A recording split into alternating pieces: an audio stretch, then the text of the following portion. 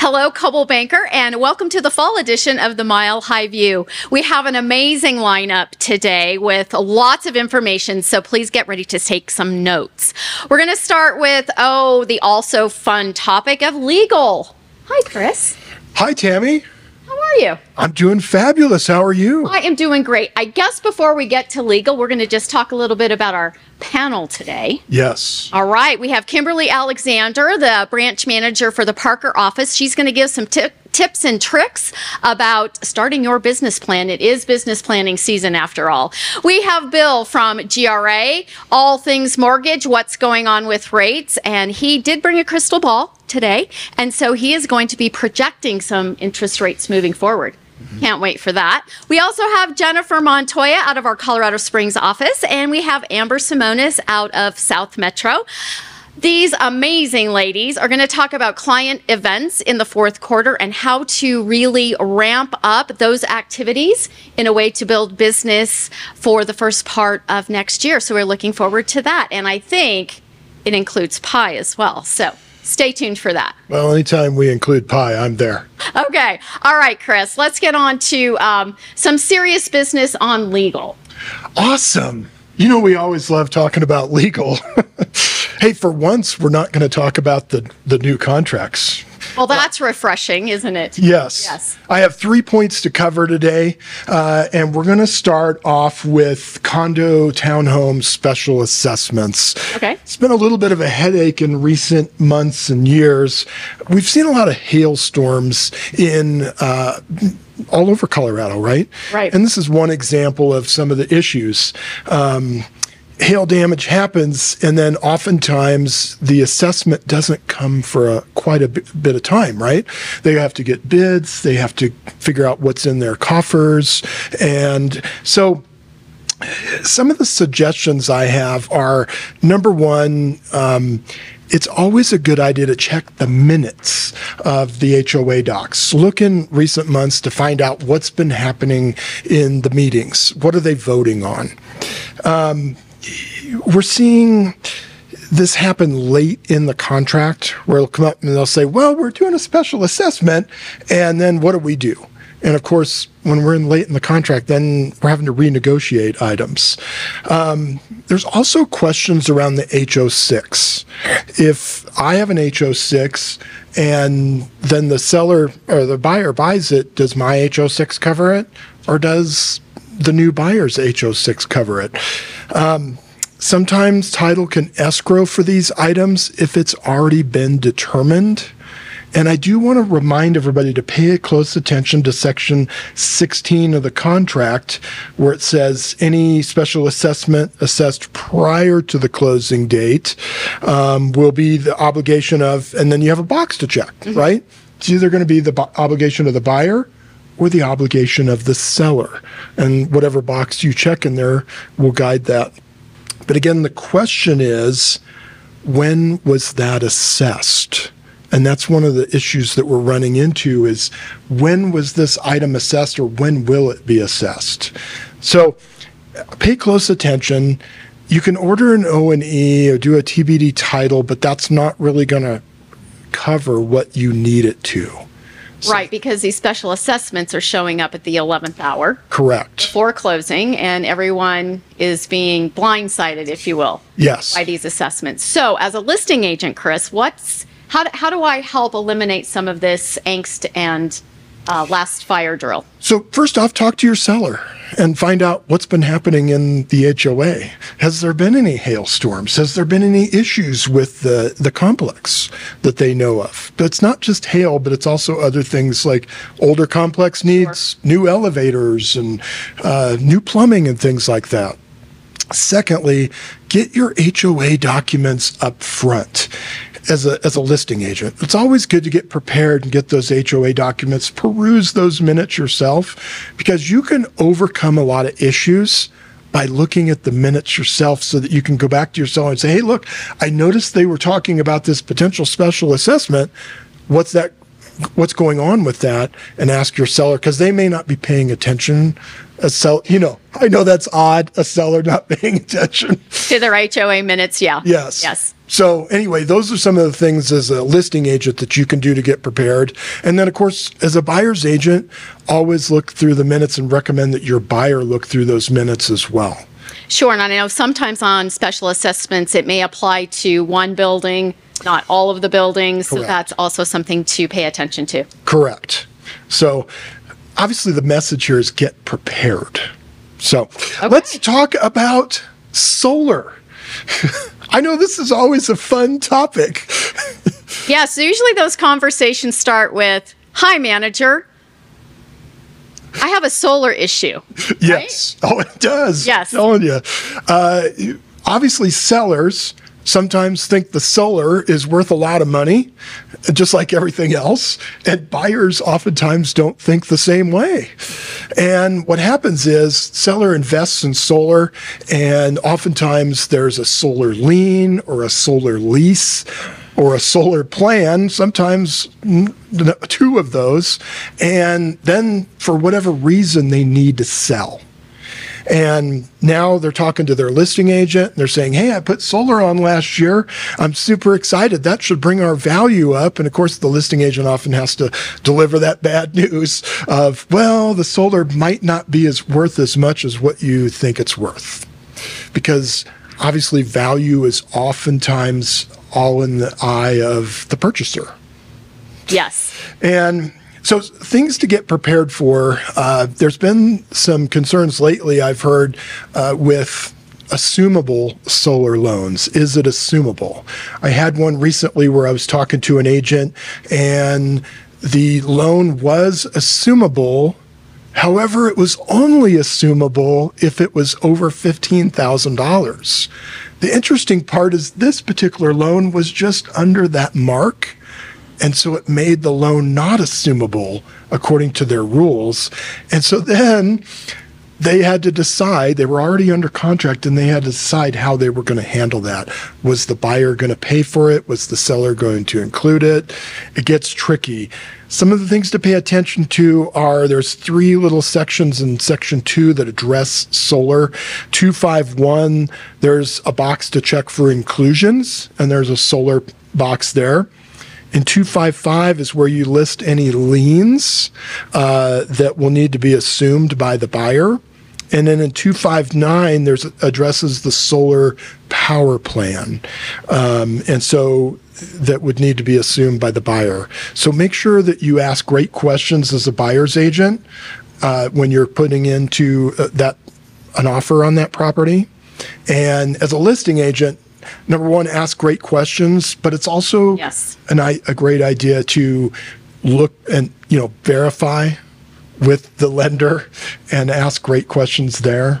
I would even go so far as to have the seller contact the solar company or the person who is carrying that lease or loan to find out exactly what that assumption might look like. And even if it's doable, we did have a situation, in another office where the loan, the solar lease was absolutely not assumable. Yep. The company considered it a personal loan, and that personal loan was not assumable or transferable, and the seller had to pay it off. I think it was a little bit over $30,000 that the seller was not expecting to pay in order to sell that home. So again, the devil's in the details. Yes. So please ask your seller to review that. Ask your seller to make some calls before we even go on the market, and especially before we go under contract. I would agree. Another thing you could do as an agent is put it out there to your sphere of influence. Hey, before you get solar and finalize the details, maybe give me a call and ask me some questions about the value. Because if you're ever thinking about selling, it's a good idea to have that information ahead of time. Ironically, a lot of the homes that we see listed, the solar's been on maybe 2 years. Yes. And so that's where we run into the assumable loan and value, and it gets a little tricky. Yes. Okay, well, these are all fun topics. What else do you have, Chris? Well, let's talk about a new commission position statement. Statement 30. Do you notice how excited Chris gets about these? I know, it's awesome. I don't think anybody else is excited about commission position statements as I am. I got an email the other day from Dora, and they said, oh, there's this new commission position statement. I thought I should probably read this. Thank you, and thank you for that. Hey, you're welcome. So this is on data security and privacy. It's having to do with a lot of the issues around wire fraud and things like that, email hacking. All of this comes into play. And I'm not going to go over the whole position statement with you, but there's really a couple of points that we need to pay attention to as agents.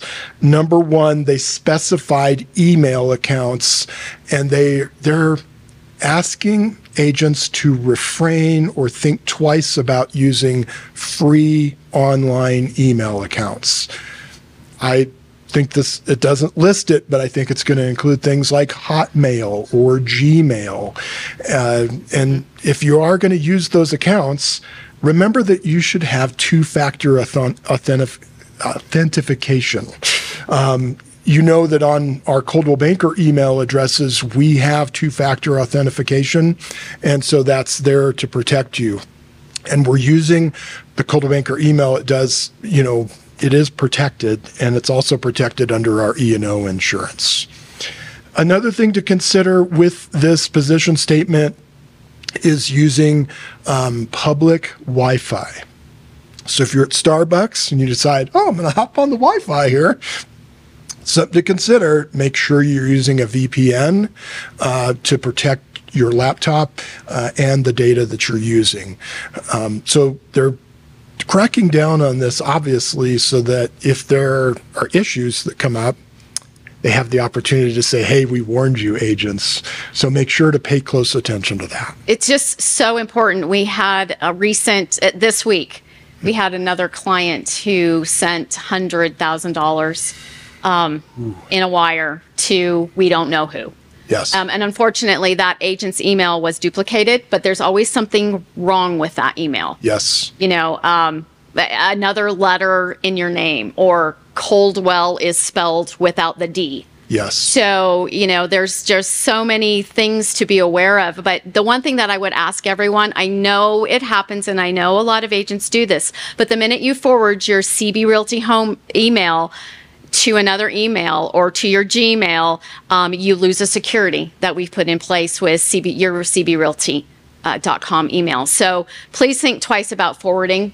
We have security measures in place to help get ahead of the criminals, I will say. One other suggestion I have on this because of wire fraud is that when you talk to your seller and your buyer in the first consultation or in consultations coming up, always tell them to never give wiring information over email. They should be talking directly to the closer or somebody at Guardian Title, as an example, to know where they're going to wire the money. It's extremely important, and always let them know that it's never going to come from you, the agent. It always should be somebody at the title company. And that conversation should be had multiple times. Correct. Throughout the deal, and no one is going to email wiring instructions to them. Yes. If they get an email with wiring instructions, they should immediately pick up the phone and call you. Correct. Okay. So, well, those are my 3 points for legal lowdown. Okay. I'd like to invite Bill up. All right. Thank you so much, Chris. Hey, my pleasure. Well, hi, Kimberly. You don't look a thing like Bill. Here I am. Welcome to the Mile High View. Well, I'm excited to be here. Well, and I am excited to have you. So it is business planning season. It is. So give us your best tips and tricks of starting a business plan. I know sometimes that's where agents get stuck. Like, where do I start? What do I need? And then sometimes it just never happens. Right. And oftentimes it is. It's like, where do I even begin? So there's 4 things that are really important and when you're starting to build your business plan. Number 1 is people. And I think I need to switch. Can't see where the clicker's going. Oh, there we go. So number 1 is the right people. And, we need to invite people into our business that will support us in what we want to get accomplished. So do we need to learn? Do we need supports? Do we need training? Do we need coaching? What does that look like? So really understanding the village that we need around us to support us is really, really important. And oftentimes when I see agents planning, they'll say, well, it's just me. I just need me, myself, and I, and it really takes a village to grow a great business. So what people do you need around you? Secondly, are the right tools. So, at CB, we have the most extraordinary tools. Worth hundreds and thousands of dollars. I've done the math. And we have our managing brokers, we have success coaches, we have our tiles, we have CBU learning, we have all the things. And so what tools do you need right alongside you that will support your plan? Next is budget. Oh, the budget. Don't we love budget? I think this is probably where people just go, okay, I'm done. Yeah, tune her out. I'm done writing my plan. Exactly. Yeah. Tune her out. But not every year is created equal. And that's what I want everyone to really understand is that every year brings different opportunities, different challenges. So what are you looking to invest in your business this year?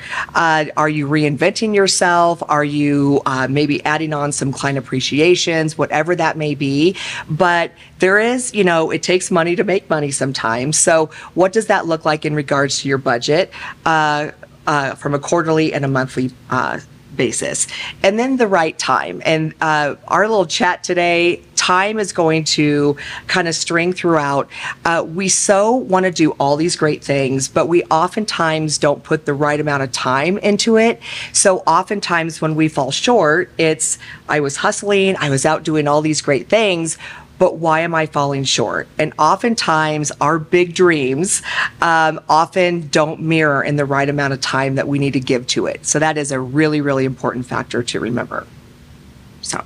Okay, so you and I had a conversation a couple weeks ago on this very topic as we were preparing for the Mile High View, and you said something that really resonated with me. It was like doing all of the things in the year. Right. So you want to talk us through kind of what not to do? I know that's equally as important, right? Of what to do and what not to do. One thing that I think is important to realize, and this will fold into what not to do, is that we look at planning as business, right? So we have our business and we have our life. I've seen business owners and agents virtually have two different calendars. My life calendar, soccer and baseball and all the things, and then my business.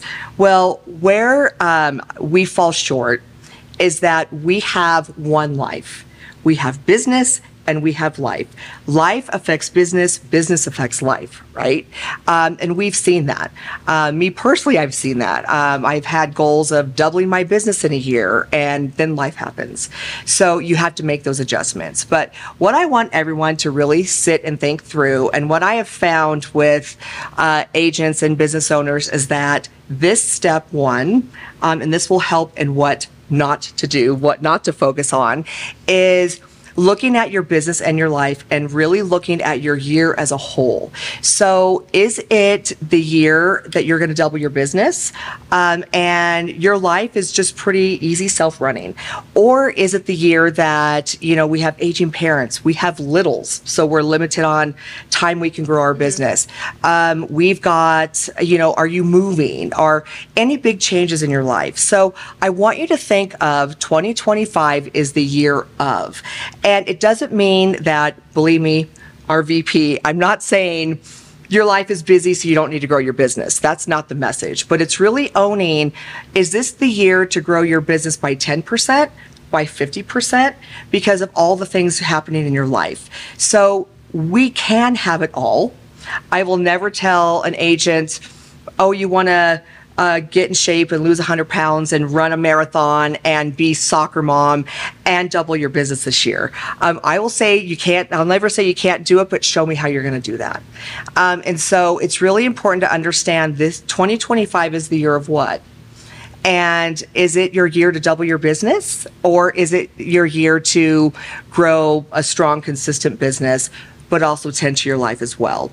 I think that's how we can get, and believe it or not, this is such an important part of planning, because we tend to just say, pluck out of the air, I'm going to do 25 deals this year. And, but in all actuality, really, truly, is that attainable? So it's important to really understand the big picture of your life and how you can grow it from there. Wonderful. Well, I saw in the previous slide, I saw 3 business goals, 3 personal goals. Yes. Or 3 goals in life. Okay. Yes. So is 3 the magic number? Can I do 10? Yeah, that is an excellent question, Tammy. So the answer is you never want more than 3. 3 business, 3 life, and really that is even quite a lot, because you want it to be attainable. So my philosophy on planning is pick a few and go deep, and can you really tend to those goals? So sometimes there may be one business goal. I'm seeing a lot of agents thus far going, I want to get to the Broadmoor, I will get to the Broadmoor, and then 1 to 3 life goals. So most of the time, is maybe 1 big one and 2 maybe kind of smaller ones. But a good constant to think of is it's not a to-do list. So a goal is not a task. Okay.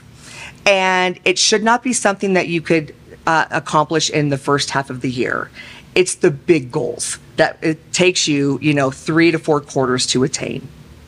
Okay. Thanks for breaking that down. Absolutely. Okay. What else? 3 things to understand your business. Okay. Okay. So I'm just going to put them all up here. 3 things that are really important to understand. So we're kind of going big view and breaking it down. 3 things to understand in your business. Number 1, and this is the big game changer, is your niche. We love to think that we are everything to everyone, right? And if we don't niche down, well, there's people that we'll miss. Well, would you rather have a couple people that you get, or would you rather get 10 people that you're speaking to their love language? Oh my gosh, you're my person. And would you rather find 10 of those people, or 2 wackadoo out in the world people? So the more you niche down, and in my own personal experience, every time I niched down, my business would grow 25 to 50% over and over, year over and over and over again. And the reason why is looking at all the decisions you make in your business, branding, marketing, events, social media, everything, even meeting someone for a coffee, and what you say. Mm-hmm. You want to plan that to your niche. So think about who you love to serve. That perfect client that you're sad that you're at the closing table because you don't want it to end, like you love that person so much.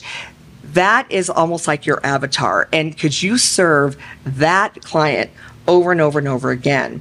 So looking at your branding, marketing, all those things that we do to get out in the world and market ourselves, you want to tailor down that niche. The second thing is supports needed. So are you seeing a commonality thing going on here, Tammy? It's like rinse and repeat, yes. Right? Biggest thing, supports needed. So we have so many supports at CB. Again, hundreds and thousands of dollars of value.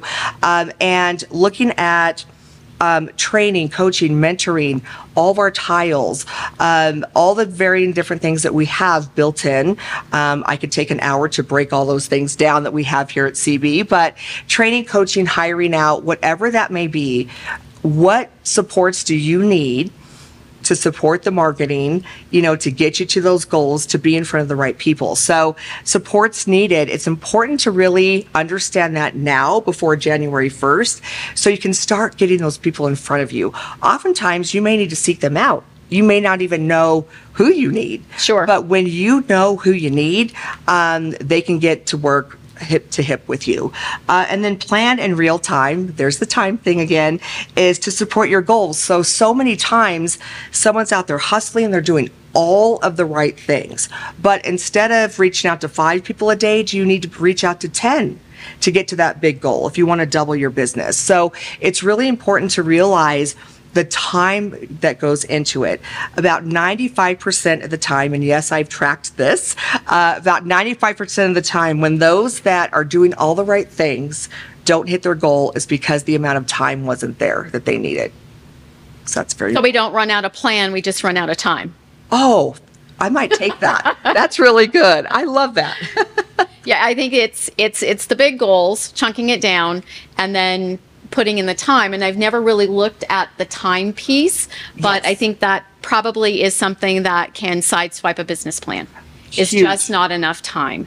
And then also, I would say doing things that are in your plan that you don't love. Yes, absolutely.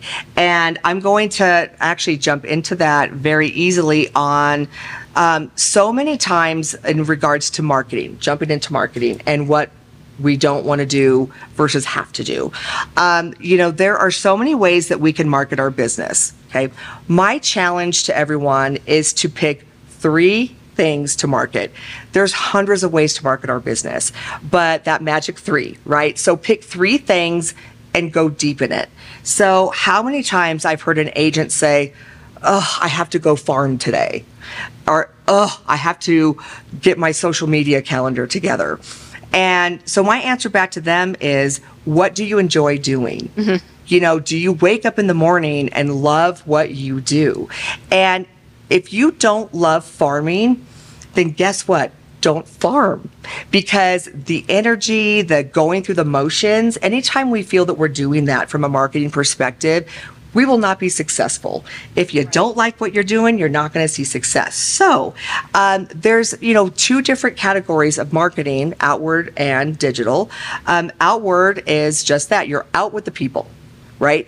And a lot of people are getting back to the basics on being out in front of people. So coffees or networking events or happy hours or client appreciation, whatever that means, volunteering, lots of great things we can do in the world to give back and do great things and be in front of our people.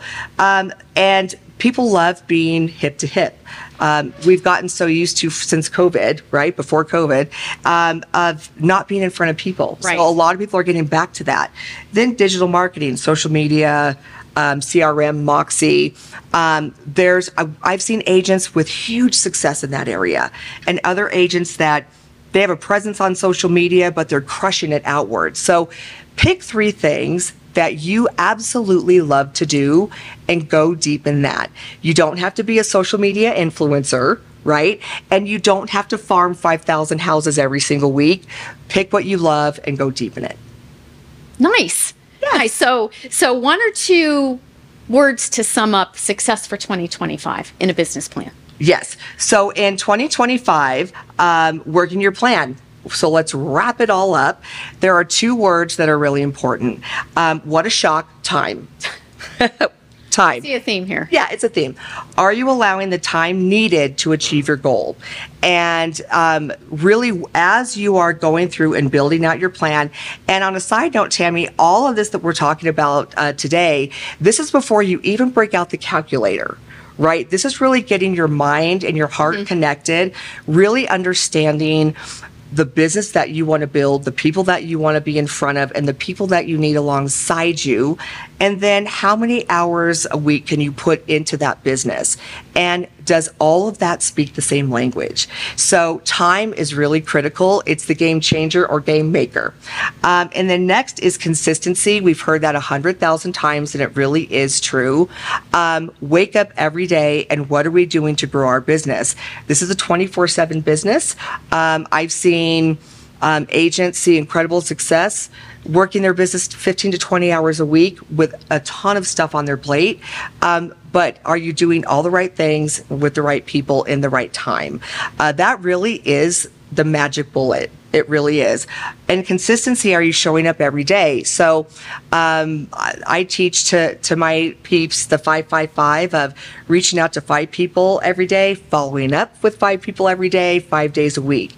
You just even do that and build that into your plan, you'll see great things happen. So wrapping everything up is, we can't have it all.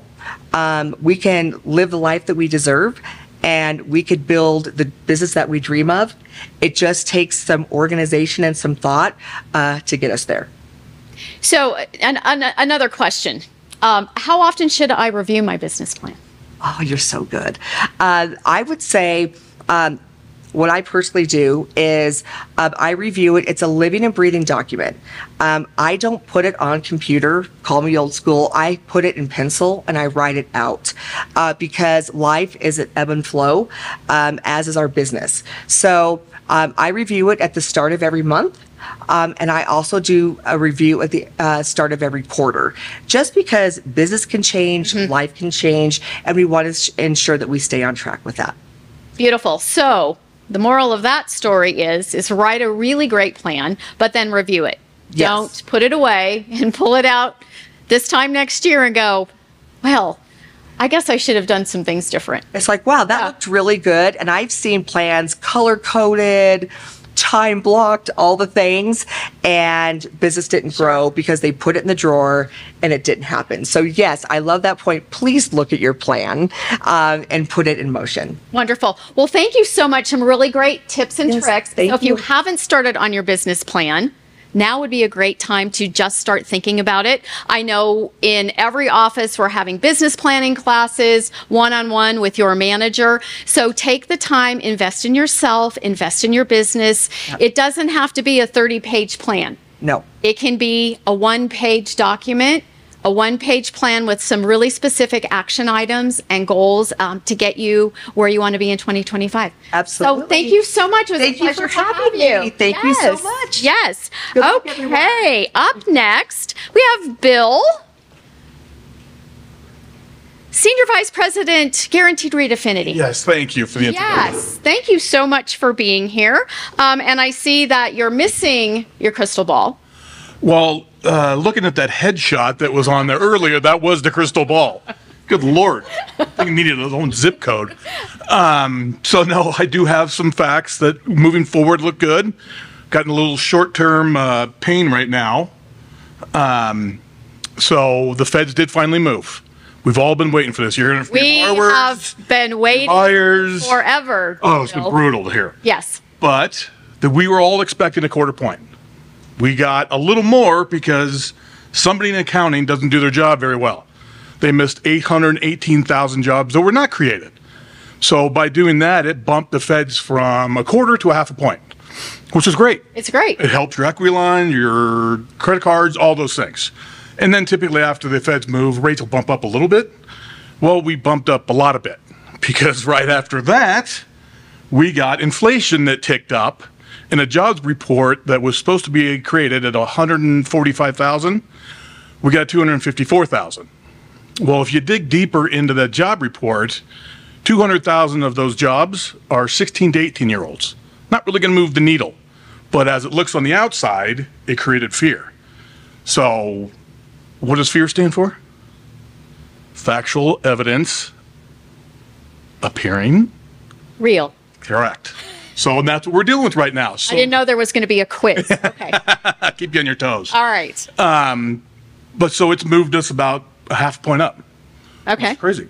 So you're talking half a point, quarter point. Like, where are we today with rates? Running about 6.5. 6.5. Okay. Right after the feds, we were dipped. We got down to some locks at 6. Nice. 6 and 8. So it was great. Yes. It's helping affordability. So it moved us a little bit. Looking forward, though, I was talking to Rob Thompson out of Chris's office yesterday, and we were talking about, he goes, God, the magic number that I'm really hearing out there to make this market move is 5 3/4.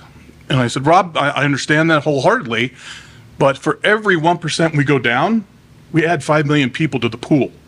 We might start that feeding frenzy again. Sure. Sure. So, which was fun. It helped us out a lot. But you got to be careful what you wish for sometimes. But moving forward, what we're looking at, not going forward. Here's what we're looking at going forward. The federal funds rate currently right now is at 4.8. By the end of next year, we're looking at around 3%, which will get us down mid-5s, low 5s. Okay, so just you need to say that again because we're not looking at I'm sorry. 3%. No. Not looking at 3% No. This interest. is the, I wish. This is the bank's overnight rate. Like people just started calling their buyers. Oh, like it's going to be 100%. 3%. Okay. Yes, no. So 3% equates to about a 5.25. Okay. What we're looking at. Okay. By the end of 26, you're looking in the fours again. So it's going to help immensely moving forward. Currently, right now, I'm doing a refinance for a borrower that bought actually in October last year. House she wanted in Cherry Creek. She loved the house. She can renovate it. She's currently at 8%. Right now, we're refinancing her at 6.5%. We're saving her $500 a month. She's like, well, should I wait? I'm like, why would you wait to save $6,000 when in a year I'll get you down 5.25 and we'll save you another 500? So it's kind of the date your rate, marry the house.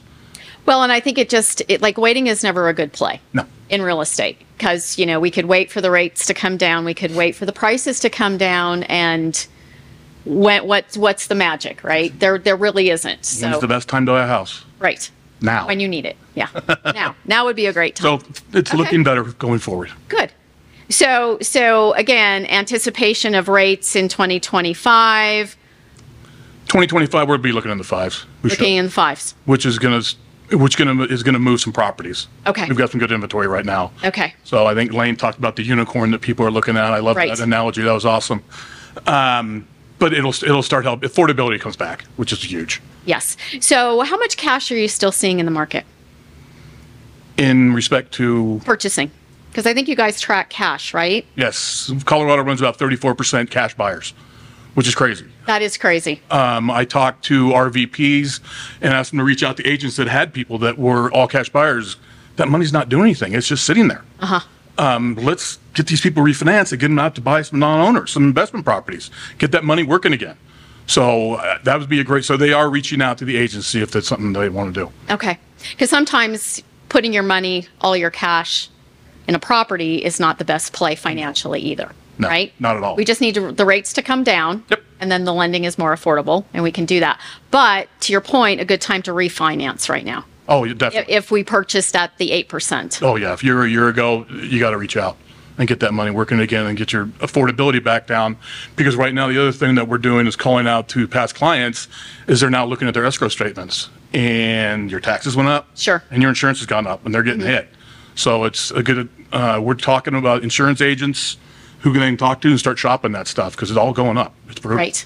Right. So there's lots of opportunity right now. Okay. So any other things you're seeing out there in mortgage? If I'm working with a buyer today, Yes. like what is a hot button for underwriters right now? Like, is there things that they're really focusing in on? There's not one thing. About 20% of our loans are being underwritten by AI now, so an underwriter's not touching it. So, which is great because then you take emotions out of the loan. It's cut and dry. So that's helping immensely. We actually had a loan cleared to close in 15 seconds on AI. That's where we're getting to in this point. So it's taking some of the emotions out of it. Really haven't seen any trends. The biggest trend usually in these times is occupancy. They say their buyers are occupied, and they're not. Okay. Okay. And then loan limits. Loan limits did bump up to around 800,000 for conventional, which is great. So in our market, that's huge because of where our price points are. It is. I think the average listing is 650. Correct me. Yeah, we're about an average sales price, closing price of 678 Okay. in the metro area. Yep. So that will help us out a lot. Okay, moving wonderful. forward. Wonderful. Well, thank you so much. Thank you. We really appreciate you dropping the rates. All on me. Thank you. All on you. Yeah, no pressure. No pressure, Bill. Thank you so much for everything. And if you have any questions, your GRA loan officer in your office is a plethora of information and can assist even looking over maybe other loan options Correct. that the buyer may have. Or even a second look. A second look. A second looks are really important, I think. So many times buyers focus in on interest rate. Right. And there are so many other fees built into some loan programs with other lenders that there's a miss there. Correct. Right? Okay. All right. Thanks so much, Bill. Thank you. Have an amazing day. You too. Hi, ladies. Welcome. Welcome, welcome. Absolutely. All right. So, Jennifer.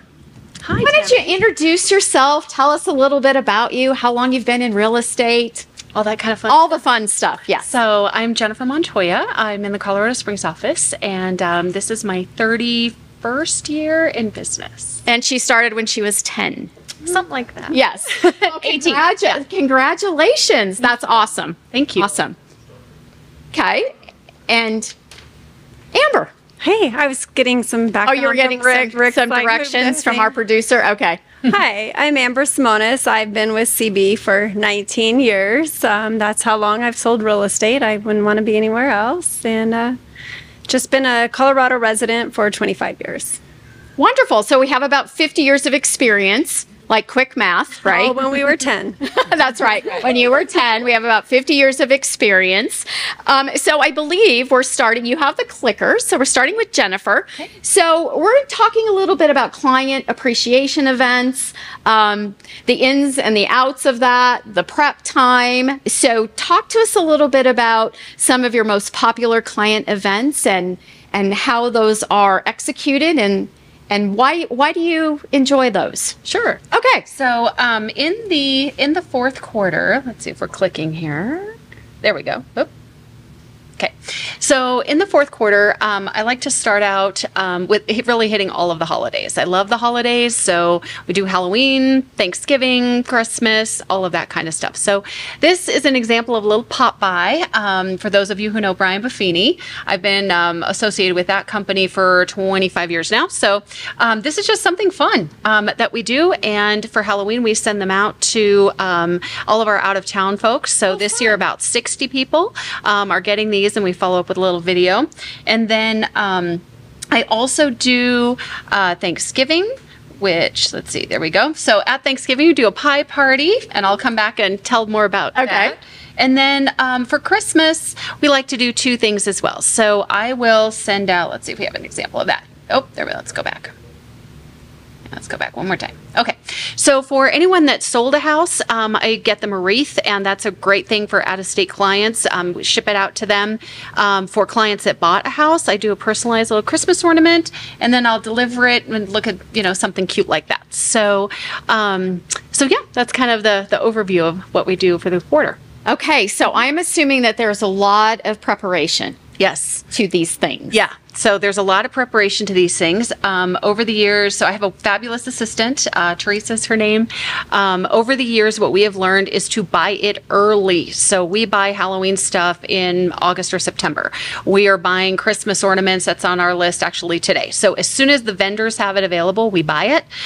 We place all of the wreath ornaments, all of that kind of thing as early as possible, because in years past, things have sold out, or you pay more money, or that kind of thing. So I think that's so important. Anybody doing any type of client appreciation events or pop buys is the preparation and not deciding a couple days before Halloween, right? To do and we're going to talk about a pumpkin patch, but you don't want to think about that on October 15th, right? Because it's already too late. It's and I think late, sometimes, and that plays into Kimberly's presentation about business planning. Yeah. It's that time factor to prepare for the event. Yeah. So one of my favorite things that you talked about on our little interview was your Thanksgiving pie event. So tell us a little bit more about that. Sure. So, so we have been hosting, we call it our little attitude of gratitude.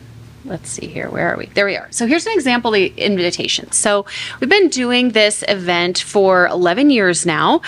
Started out with about 40-ish people there, and now we're at about 100. And so my lender and I, we co-sponsor this together. We offer everyone a choice of 3 pies. Over the years, we've added in donations to the Children's Hospital, all that kind of stuff. Nice. And so it just really, now it's turned into something that is anticipated by my clients. Like sometimes they even text me when it's November, like, hey, are you doing the pie thing? And here's what I want. So it's just been a really nice event that allows me to connect with my clients. Wonderful. And it's an attitude of gratitude. Is that what you said? Yeah, an attitude of gratitude. Wonderful. Yeah. So it's Wonderful. just a nice little way for me to connect with them. And then diving into some of the logistics. So this is just an example of what it looks like when we're ready to go. And so we've got all of the pies out there. This is actually an example of a picture that we sent out where we could, was like, hi, I've got your pie ready, that kind of thing.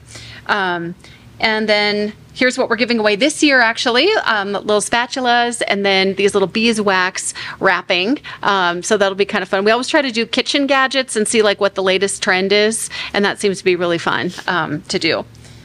And let's see what we've got. I would assume that you go on listing presentations to former clients and you see your kitchen gadgets. Oh, I have not. I'll have to be on the lookout for that. Look for your kitchen gadgets when you're on that listing presentation. Yeah, absolutely. Yep. And then we just do little fun tags, just again, like to thank them, just little sort of cute stuff. And then let's see here. And then, we really try to do like, we're just thankful, grateful. Some of the tags that we do are more like, hi, can I have a referral? These are more like just thank you. So, and let's see if there's anything else on that one. Oh, and then this is a picture. This is actually the first year that we did our toy drive. And this we found out that the second year I didn't promote it as much and we got maybe half of these toys. So it's really important to promote and to remind. We usually send out a lot of reminders to people. And you talked a little bit, I think on one event you talked about video. So is that a video text you send out, you're doing a video on YouTube or just a video text. Yeah. Usually I'll just record one that's pretty generic and then I'll just sit in the front office and text it out to everybody because I want to have that personal response. Like I don't want to send it out with a bot kind of a thing. Sure. So it sounds like you have all of your events really dialed in. So I would imagine along the years you learned what to do and what not to do. So what are some of the not to do's? Yeah, absolutely. So for the pie party, we've learned that timing is really key. We usually host it the Tuesday before Thanksgiving. We have learned over the years when you have a small number of people coming, it's fine to have it in a couple of small time increments, like a 12 to 2, like a 4 to 6. But when it's gotten bigger, we extended it to all afternoon. And so that allowed me actually to talk to more people because they weren't all crammed in a couple time slots. So that was good. Thinking you can do this kind of event by yourself is not possible. There's no way that I could make it happen without Teresa. She and I are there co-hosting. Our lender comes when she can as well. We've learned to wear comfortable shoes. We have learned that if you don't promote it, people are not coming. That even if they tell you they're coming, we usually have about 5% of the people who don't pick their pies up. So we try to, that's why I leave for that Wednesday so I can actually deliver those pies to people. Okay. Yeah. So if they don't pick up their pie, then they get to see you in person. Then we'll bring it. Yeah, it's like, here it is. So here's your pie. Yeah. Wonderful. So how do you know if one of the events has been successful? Sure. I think there's a couple different measures of that. One is sort of a more not as quantifiable, where it's people who they anticipate it, they look forward to it. I'm sorry we can't come this year, but we'll see you next year. That type of thing I think is really good. Sure. My business coach, a couple of years ago, he said, all right, what we need to do, here's my children, some grumpy, some not, where we're dropping them off to the children's hospital. What he had me do was an after action plan. And so basically what we did is, okay, how many people were invited? How many people actually showed up? How many pies did we give away? What vendor contributions? How much did everything cost?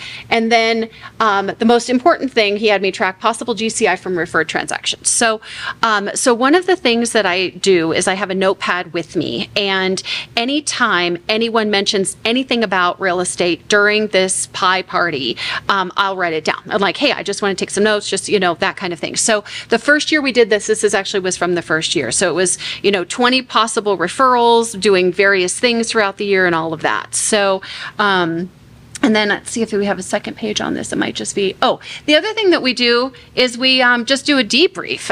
Teresa's a retired Air Force chief, so she's really organized. She's like, let's debrief these parties. So we do things that, that go well and don't go well and that kind of thing. So, yeah. So tell us something unexpected that happened at one of your events. Sure. So that's it. We're just talking about this, as a matter of fact. So one year I had some clients to whom I had sold a home and then helped them buy a home. And they came and they were happily sitting eating pie. And she had actually made me this lovely ceramic pie plate. And so as we're just chitty-chatting about whatever, she's like, oh, yeah, we've got our house on the market. I said, okay. Give me my pie back. Didn't say that, even though I really wanted to. So after she left, Teresa and I, we like got the trash can and dropped that ceramic plate in it, and we're like, we're done. So, yeah, so every now and then stuff like that can Sometimes, Yes. and you know, that you bring up a really good point, because sometimes I think people don't connect the dots necessarily. Right, yeah. This is a thank you for your business. Yes. Thank you for your continued business. Yes. Right. Yeah, we were kind of wondering about that. And then actually another thing that I learned the hard way was whenever I know who my guest list is, if I can't recognize them like on site and know exactly who they are, then I will go through Facebook and I will make sure that I have their face firmly in my mind, because there were a couple of times where people would come that I hadn't seen in a couple of years, and I'm like, okay, I know you. Who are you? You know, it's just, oh my gosh. So, yeah. Yes. Thank goodness for Facebook. Thank goodness for Facebook. Yes. For sure. Anything you'd like to add to the do's or don't do's, or be prepared for? Yeah, you know, I think really this kind of thing, it might look overwhelming to agents that haven't ever done it before. I would just recommend, like, start small. Don't be afraid. You know, people really just do want to see you. And this has always gone over, the vibe of it has always gone over super well. And if you choose to continue it and be consistent, you know, with business planning, you're consistent, you know, it really does pay dividends throughout the years. So wonderful. Now, this is really heavy fourth quarter prospecting. Yeah. Do you do other things throughout the year? Yeah, so we do like a mail out for Valentine's Day as well. So same thing to all of our out of towners. I'm usually doing something for Mother's Day. We try to take advantage of whatever Coldwell's got going on, be it here in Denver or in the spring. So just all of the everything we try to do, and then a summer party as well. Great. Yeah. Thank you so much for sharing some really great ideas, and along with the spreadsheet. So I'm sure Kimberly is super excited about this spreadsheet. Yes, super excited. Okay, Amber, talk to us about your events. So I do all sorts of events that it kind of goes back to what Kimberly said. It does take a village. And so when I'm doing my business planning, I do one big event a year, and then I do 3 quarterly events. So I want them consistent. I feel that the holidays are really easy and we can go really heavy at the holidays, but I think it's the consistency that's important. I feel that it does take a village, and you need to find out who is in your sphere and willing to help. And if you're an agent on your own, partner with another agent. I take full advantage of our primary sphere. I use Mark Purvis from Guaranteed Rate. Him and I partner on a lot of stuff together. That's actually him down there in that picture. So, is that him on the horse? No. He's actually in the middle with the straw hat there. So what I did is I like to actually do, and everybody's budget is different. So when you're doing your business planning, you need to make sure you put in your budget at what you want to do and what's capable. Don't overwhelm yourself. These were really simple things. Obviously, most of us market the neighborhoods we live in. So a small budget thing is I do my neighborhood barbecue. We have 29 houses in my neighborhood, and it's actually, I host it at our house, and it doesn't really cost anything because everybody brings a dish to share. And it just kind of reiterates what I do in the neighborhood. I make sure I put my open house signs out with the Coldwell Banker logo, directing people to which house is hosting the party this year. And I think that's really a good touch event too, on a small scale that anyone can do. We live near the polo fields, and so what I did was I took some of my A-listers and we did a private polo party. And that was really cool, and Mark and his wife Sarah came to that too because they're part of my A-listers. Wonderful. Yeah. So that was kind of a small thing that we did. Okay. I'm trying to get this to go forward. There it is. Okay, so kind of thinking of like outside of the box. Kimberly had also talked about, I loved her points she had about niches. I feel it's really important to hone in on your niches and try to do things that are a little bit different. So you always, this business, you have to go with the curve, right? It's ever changing. So for example, when we had COVID and we couldn't really go out, I sent Kona Ice to my clients. And the Kona Ice, you can probably find another company that will do it. They will put your logo on their trucks, most of them. And that's really like your free mobile brochure, right? Sure. That was really cool. That's my husband and daughter. Obviously, this is COVID, so a couple of years ago. Kona Ice, I will tell you, is very popular. Like, Yeah. my granddaughters, they can spot a Kona Ice truck from miles. Yeah. Yeah. And what's cooler to say, my realtor sent Kona Ice to our neighborhood. So what you can do if you're on a budget, you can prepay for your clients. And then if the other neighborhoods people want to get involved, then Kona Ice, of course. I mean, and you can use whoever, but Kona Ice will pay. They can pay them direct. So, but you're still branding yourself. Another big thing that I like to do is I look for ways to, we always do touch points for our current clients, and I like to do things that bring new people into our sphere. And so I think your events, you need to plan a quarterly, at least once a year, an event that will bring people into your sphere. And this is like great opportunities here. We did a chili cook-off fundraiser, and we invited local crafts vendors, kind of like a farmer's market. They all donated items to our fundraiser, and so we sold raffle tickets, and that money went to the theater. But it got us out in the community. It showed that we were supporting the community. I really feel that you have to embrace your community. Sure. The other thing is, like Coldwell Banker, if you're a new agent, we have so many amazing tools. This is the car show in Highlands Ranch. I'm pretty much in the South Metro. And so, like, really low, right? So the entry fee, I think, was $200 for that. But again, it was a branding event, and you can use it as a touch point for your current clients. So I thought that was pretty good. Yeah. Wonderful. Oh, this looks fun. Do you guys recognize this guy? This is the guy on the horse. Yeah, so there is Mark Purvis. We did a Great Gatsby party, and we did this at Sterling Ranch. That's a neighborhood that I market. And Mark is a Sterling Ranch resident, so it's just kind of natural for us to be together at events there. This was kind of a low-key event because I feel, and you probably feel this way too, if you go really big, you don't necessarily get that organic one-on-one time with clients. And so I think it's really important to do small events too to get that more organic. And so we actually used their clubhouse, and we did a Gatsby night. I mean, it was kind of the party, right? Everybody was doing the Gatsby parties. And going back to taking a village to do everything, my mom, like, she helped me do all the food for this party. So it was really cool because I got to spend the whole day in the kitchen with my mom. Not to mention, you talk about things going wrong. We turned the corner, and our car was so full of stuff going there. We turned the corner, and a whole platter of deviled eggs to the window. So that was, yeah. Well, you know. It was fun. Got to have a sense of humor. So that was right? really a cool, fun event.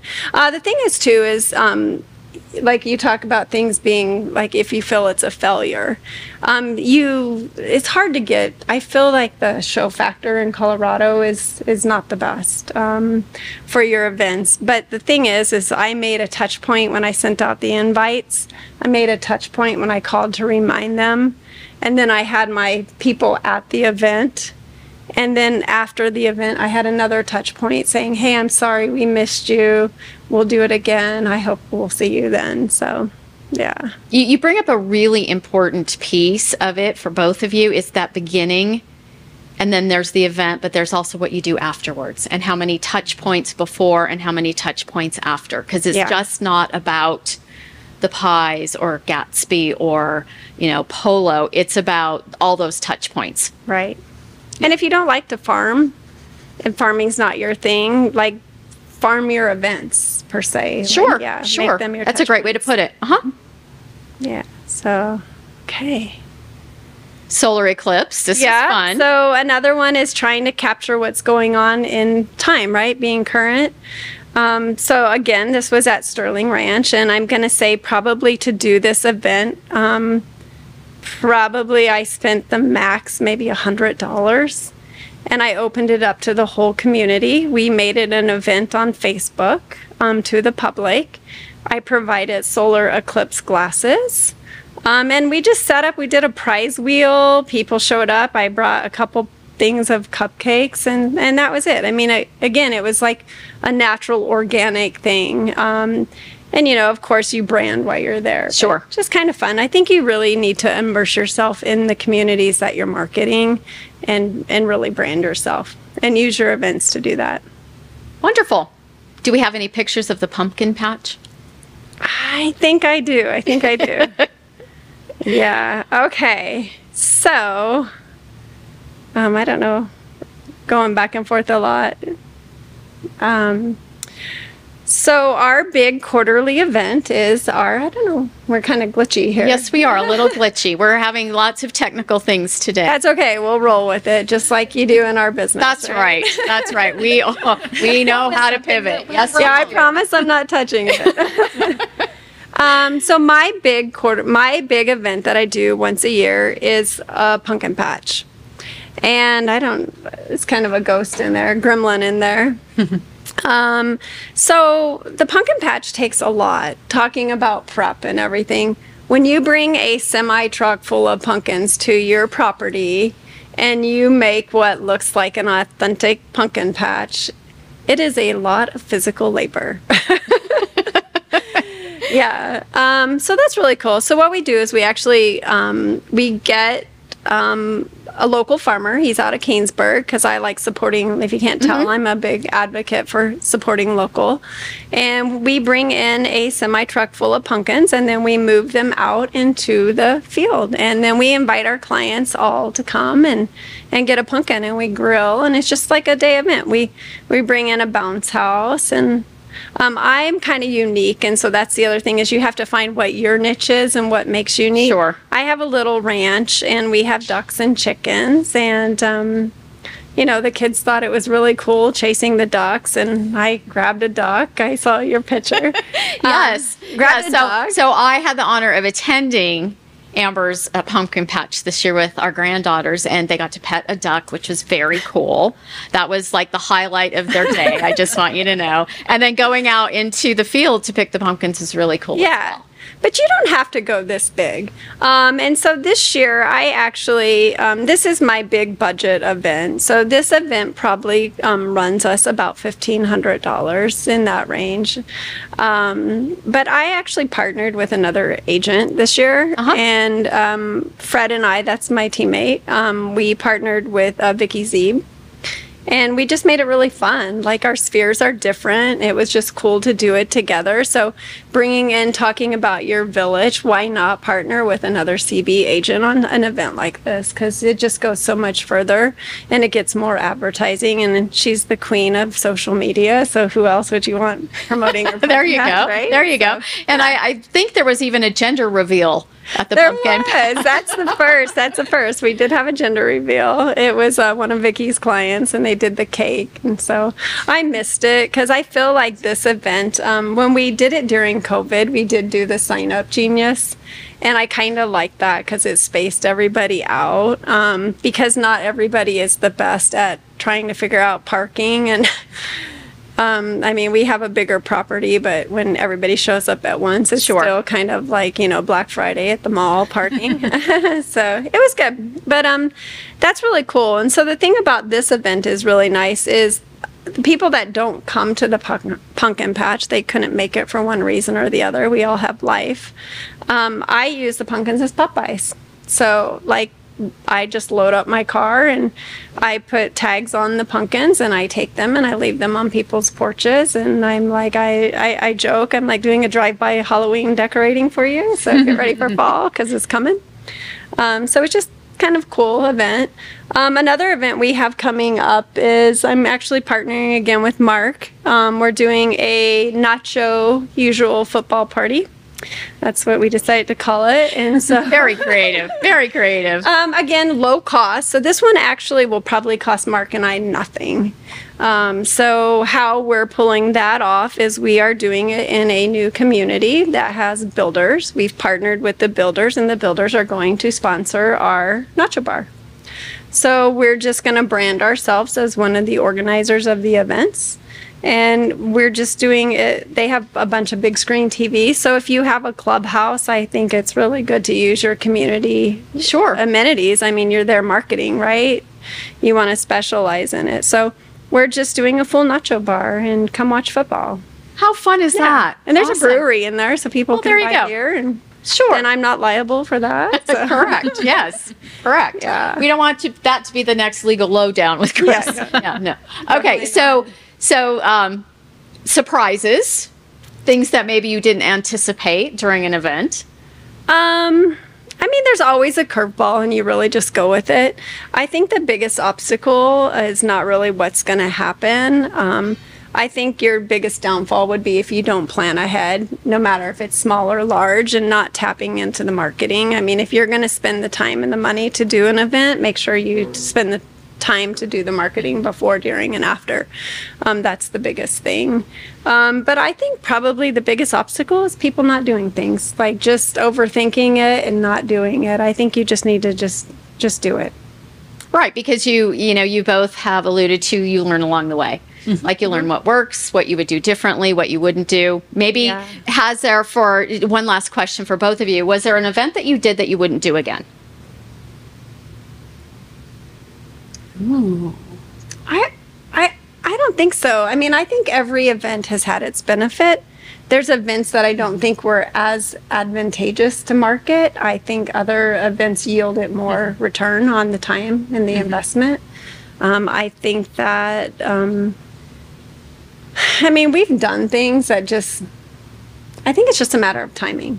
And I think that the failure would be if you didn't prepare. Yeah, right? I think we did a summer froyo party at a locally owned yogurt shop for a number of years, and then it sold to another individual, and the vibe there completely changed. And so we brought our vibe for about a year or two, and then after that, we're like, no, we need to do something different. And that's when we started doing mini golf for a summer event instead. So yeah, I would just encourage people, like, just make sure it's you, that the whole thing it's really you, it's your vibe, it's your energy, all of that, because that's why your clients are coming. Yes. So if there's something that's strange about it, needs to go. That is really important. Doing client events is just like farming or calling on expireds. Like, if it's not your thing, then really do something that is you, right? I would never called an expired. For those of you who do, keep doing it, because there's going to be a lot of those. But it has to be, you have to have some passion for it. Yeah. And I can tell with both of you, you have passion for giving back to the community and just being there for your people. And, the gratitude piece and the community piece are really important. And that shows at these events. It has to be genuine, and it has to be you, or there's not going to be the energy, or it's going to fall flat, and no one's going to enjoy it, including you. Yeah. And there have been some times where we're thinking of, oh, that sounds like a fun idea, another agent this, or that sounds fun, but then we really imagine, like, okay, how would I feel? How would I feel as the hostess of that party? And if I'm not if I'm not excited about it, we're not doing it. Right. So, yeah. Good. Because for it you. is so much work. It is a lot and the of time work. and all of that, so. I find that intimate of, like, smaller events are more rewarding. They pay off more. Yeah. Just because it's easier to connect with people. Yeah. I mean, my pumpkin patch is great, and everybody looks forward to it. I get people all the time. Are we, what day are we doing the pumpkin patch? They come every year and they look forward to it. But I feel I don't get that connection one-on-one time. Another event that we like to do is I feel like opening up your house to your clients, or like your neighborhood clubhouse, is something that's really personal. Sure. And I feel our business is such a personal piece. And so we do a cookie exchange too. And that's easy because I only have to bake one batch of cookies, and I buy the tins, and I invite people to come to my house, and we just do an exchange. Yeah. And that's really cool. So that's kind of another fun thing coming up with the holidays you can do. Yeah. Great. Yeah. Well, thank you both so much. Some really fun events, really great ideas for large events and smaller, more intimate events. Really appreciate you sharing everything that you do. And just for fun, I have to tell everyone this, like, Jennifer brought pies for us to eat after the Mile High View. So There were some hints that were dropped. There were some hints about pies. Yes, there were. So thank you both so much. Thank you for joining us today. I hope that you walked away with some wonderful wonderful tips and tricks about doing your business planning. Please be mindful of solar, if you're listing a house with solar, or special assessment. Those are two big things that we're seeing a lot on the legal side of our business.